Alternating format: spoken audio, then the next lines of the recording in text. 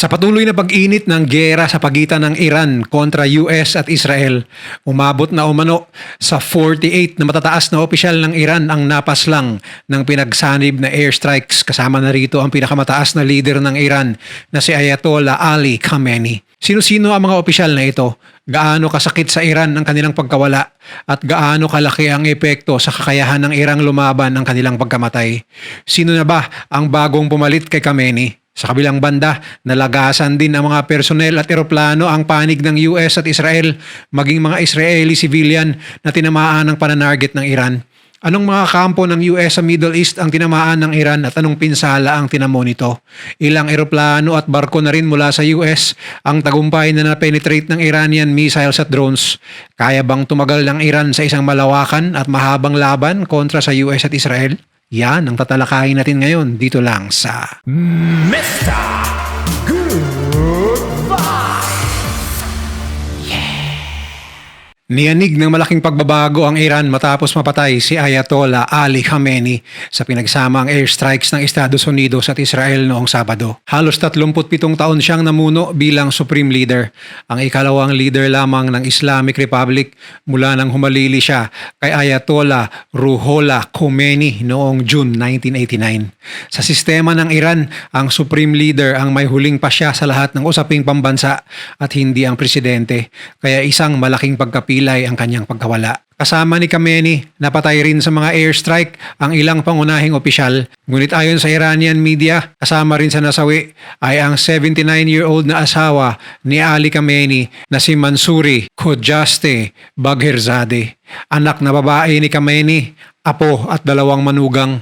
Sa kasawiang palad ay nadamay din ng mahigit 80 batang estudyante sa unang wave pa lang ng pag-atake ng US at Israel sa isang lugar sa probinsya ng Iran. Kaya ayon sa latest na datos, mahigit 500 sibilyan na ang nasawi sa loob ng Iran dahil sa pambobomba.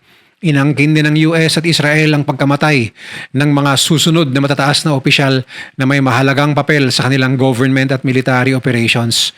Kinumpirma naman ng pamunuan ng Iran ng kanilang pagkawala, kasama ang mahigit 30 iba pang mga hindi pinapangalanang mahahalagang opisyal ng pamahalaan. Ang ilan sa mga nabanggit bukod kay Ayatollah ay sina Ali Shamkhani, dating sekretary ng Supreme National Security Council at senior advisor kay Khamenei; si Mohammad Pakpur, commander ng Islamic Revolutionary Guards Corps o IRGC; Aziz Nasirzadeh, ministro ng depensa ng Iran; Saleh Asadi, pinuno ng Intelligence Directorate ng Qatam Al-Anbiya; Mohammad Jirasi, hepe ng Military Office ng Supreme Leader; Hussein Jabal Amilian, chairman ng Organization of Defensive Innovation and Research; Reza Mosafari Nia, dating chairman ng SPND at dating Deputy Defense Minister; Abdul Rahim Mousavi, Chief of Staff ng Iranian Armed Forces; Majid Mousavi, commander ng IRGC Aerospace Force;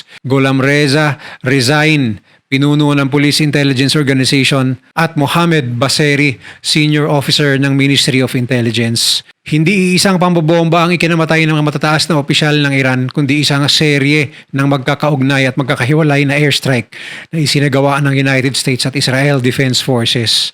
Ayon sa mga ulat ng mga kilalang media outlet tulad ng Reuters at CNN, ang mga pag-atake ay isinagawa halos sabay-sabay sa iba't ibang lokasyon sa loob ng Iran bilang bahagi ng isang planadong operasyon militar na layong wasakin ang pinakamataas na pamunuan ng Estado at sandatahang lakas ng bansa. Sa kabuuan, umabot umano sa 1,000 magkakahiwalay na targets ang isinagawa ng operasyon sa unang araw pa lamang bilang patunay sa lawak ng operasyong ito ng US at Israel. Tinamaan ng mga precision-guided missile at bomba ang mga secure na gusali ng gobyerno, underground command centers, pasilidad militar, intelligence headquarters, at maging ang ilang pribadong tirahan ng matataas na opisyal. Pero ang pinakamakapaminsalang airstrike umano ay isinagawa sa mismong oras na may pulong at pagtitipon ng mga leader sa isang highly secured compound na tirahan din ng Ayatollah, dahilan upang maraming senior officials ang napatay sa loob lamang ng ilang oras. Ayon sa mga analyst, ang ginamit na taktika ay tinatawag na decapitation strikes, kung saan sistematikong tinatarget ang pinakamahalagang leader ng gobyerno, militar at intelligence apparatus upang pahinain ang kakayahan ng Estado na gumante o mag-organisa. Kabilang dito ang magkakahiwalay na pag-atake laban sa mga opisyal ng sadatahang lakas, Revolutionary Guard, Defense Ministry, intelligence agencies at mga defense research program ng Iran. Napasama rin sa mga napatay sa pangatlong araw ng airstrikes ang dating Iranian President na si Mahmoud Ahmadinejad dahil umano sa kasalanan nito sa US na pag-detain ng mga Amerikano sa kanyang termino bilang presidente, kaya isinama siya sa target. Gumamit umano ang US at Israel ng kombinasyon ng high-precision airstrikes at bunker buster munitions upang maabot ang mga opisyal na nagtatago sa ilalim ng lupa o sa mga heavily fortified na pasilidad. Dahil dito, hindi ito maituturing na isang beses na pambobomba lamang, kundi isang mabilis at koordinadong kampanya ng pag-atake na isinagawa sa loob ng maikling panahon. Sa kabuuan, ang pagkamatay ng maraming matataas na opisyal ng Iran ay bunga ng serye ng planado, tsak at magkakaugnay na airstrikes na may iisang layunin, putulin ang pamumuno ng Estado at wasakin ang sentro ng kapangyarihan ng Iran sa pinakamabilis na paraan. Pero ayon sa mga opisyal ng Iran, hindi matitinag ang kanilang kakayahang lumaban kahit wala na si Ayatollah at mga matataas na opisyal ng militar.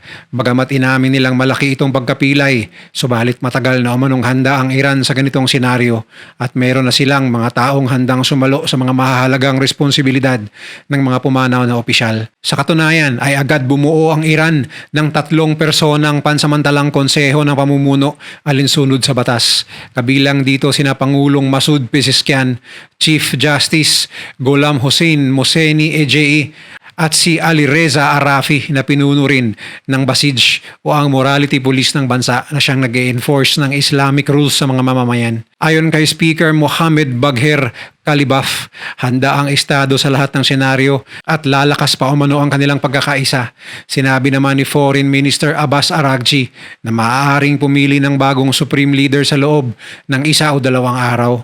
Habang pansamantala ang konseho, ang 88 kasaping Assembly of Experts, mga Shia cleric na inihalal tuwing 8 taon at sinasala ng Guardian Council ang pipili ng kapalit at dapat itong gawin sa lalong madaling panahon. Sa doktrinang Vilayat e Faqih, dapat may malalim na relihiyoso at politikal na otoridad ang Supreme Leader. Walang opisyal na itinalagang kahalili si Khamenei. Madalas banggitin ang kanyang anak na si Mojtaba Khamenei, 56 anyos, isang cleric na may ugnayan sa Revolutionary Guard, ngunit walang hawak na posisyon sa gobyerno. Dati ring inaasahan si dating Pangulong Ebrahim Raisi, ngunit siya'y nasawi sa helicopter crash noong May 2024.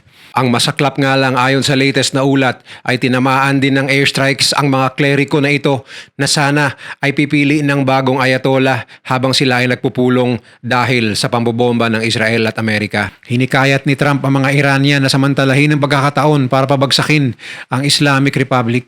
Tinawag ang pagkamatay ni Khamenei bilang pinakamalaking tsansa para mabawi ang bansa at iginiit na marami sa security forces ang ayaw ng lumaban. Ngunit maraming eksperto ang naniniwala na hindi ito basta-basta magagawa sa Iran. Samantala, sinabi ni Reza Pahlavi, anak ng dating Shah ng Iran na napatalsik noong 1979 na ang pagkamatay ni Khamenei ay hudyat ng nalalapit na wakas ng Islamic Republic. Aniya, ang anumang kapalit ay walang limitasyon at hinimok niya ang militar at pulisya na sumama sa bayan. Sa panig naman ng US ayon sa latest na ulat, kumpirmado na may 4 na sundalo ang napatay matapos tamaan ng ballistic missile ang isang US command center sa Kuwait. Meron ding hindi pa kumpirmadong bilang ng mga sugatan kasama ang 6 na piloto na nag-eject sa 3 eroplano sa Kuwait. Lumabas noong Lunes ang mga video na nagpapakita ng isang US F-15E Strike Eagle fighter jet na umiikot at tuluyang bumabagsak habang nasusunog ang buntot at may makapal na usok na sumusunod dito. Sa hiwalay na video, makikita ang 2 piloto na nag-eject mula sa eroplano. Kalaunan, nakita silang buhay sa lupa at tinulungan ng mga lokal na residente. Kinumpirma ng United States Central Command o CENTCOM na 3 US F-15E Strike Eagles ang aksidenteng nabaril ng air defense ng Kuwait habang may aktibong labanan. Ayon sa CENTCOM, lahat ng 6 na crew ay ligtas na nag-eject. matagumpay na na-rescue at nasa matatag na kondisyon. Kinilala rin umano ng Kuwait ang insidente at pinasalamatan ng US ang suporta ng Kuwaiti Defense Forces sa patuloy na operasyon. Pagdating sa mga barko, walang naiulat na direct attack na ginawa ang Iran sa mga aircraft carrier at warships ng Estados Unidos bukod sa mga civilian cargo ship na kanilang pinuntirya sa Strait of Hormuz. Samantala, may nakitang usok na umaangat malapit sa US Embassy sa Kuwait City. Makikita sa mga video ang mga rescue team na rumisponde sa lugar. Sinabi ng mga otoridad ng Kuwait na may mga drone na lumapit sa kabisera at karamihan sa mga ito ay nasabat ng air defense malapit sa mga distrito ng Rumaitiyah at Salwa ayon sa state-run Kuwait News Agency. Tinamaan din ng isang Iranian drone ang parking lot ng US Consulate sa Dubai nitong umaga lamang. Patunay lamang ito sa kakayahan ng Iran na kayang abutin ang mga pasilidad militar at embahada ng Amerika sa gitnang silangan. Habang lumalawak ang tensyon, iniulat na tinamaan ng Iran ang iba't ibang sibilyan at komersyal na lugar sa mga lungsod sa Gulf region na nagdudulot ng mas malaking epekto sa mahahalagang aviation at economic hubs ng rehiyon. Sinabi ng Tehran na target nito ang mga ari-arian at base militar ng US sa rehiyon kasunod ng ikatlong araw ng patuloy na US-Israeli strikes laban sa kanila. Kinumpirma ng mga opisyal ng Estados Unidos at mga bansa sa Gulf region na ilang pasilidad militar ng US at mga base na may presensya ng puwersang Amerikano ang tinamaan o naapektuhan ng mga missile at drone attack ng Iran sa gitna ng patuloy na paglala ng tensyon sa rehiyon.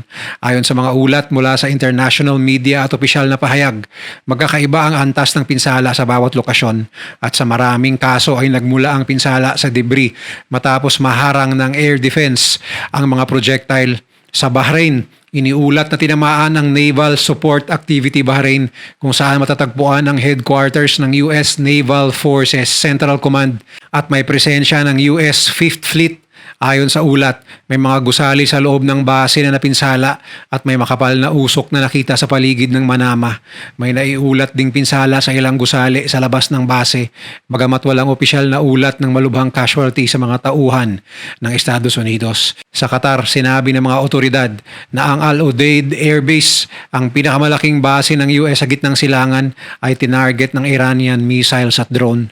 Ayon sa Qatari officials, 2 missile at 1 drone ang nakaabot sa base, ngunit limitado lamang ang pinsala at walang naiulat na nasawi.